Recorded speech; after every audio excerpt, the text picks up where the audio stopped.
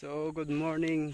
Gandang tanghali mga kamanoy. So, ngayon ay mag-check tayo ng ating mga alaga kung sila ay nakapaligo na sa putik. Alright, so eto sila mga kamanoy.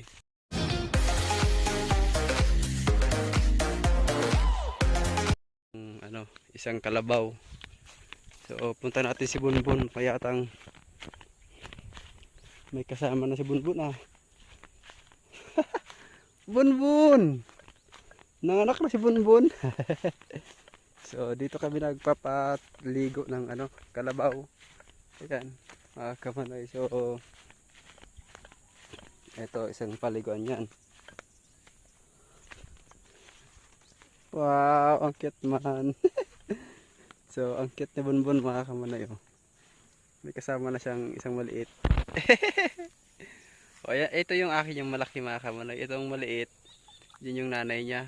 So friendly talaga si Bunbun, oh, hindi niya sinasaktan yung baby. Ayan mga kamanoy, nakakatawa naman si Bunbun. Ay, hindi niya inaawa yung maliit na na kalabaw. Oh. Kasi Bunbun. Tapos yun si mama niya yun. Yun mga kamanoy, oh. Ang bait ni Bunbun, hindi niya sinasaktan. So okay lang, sige. At safe yung ating alaga. At ito naman si Tamos mga kamanoy. So tingnan natin kung okay si Tamos at hindi nakasabod yung kanyang tali. So okay naman si Tamos. Yak!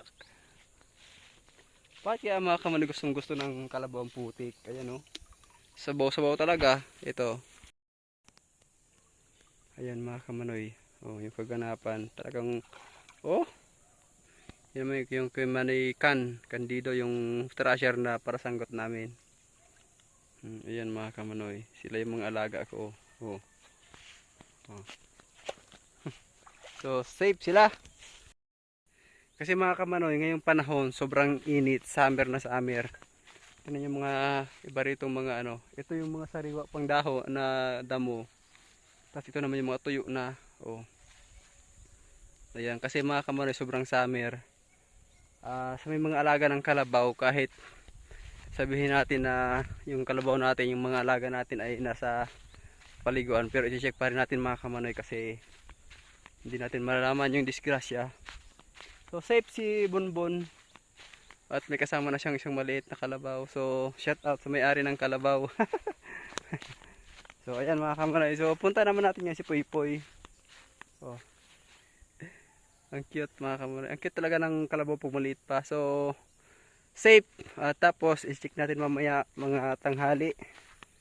Para kasi pag tanghali naman mga kamanoy, kahit gaano kainit yan, kahit sobrang init ng araw, pag alas 12 kumakain yung kalabaw mga kamanoy. Ayan. So tara kay Poy Poy, let's go mga kamanoy. At ganyan yung pag-check ng alaga. Kailangan natin i-check palagi yung natin alaga mga kamanoy, lalong summer na summer talaga. Sayang naman kung mabibilad sila, baka mamaya may mangyari sa kanilang masama. So nakakalungkot. So tara, let's go.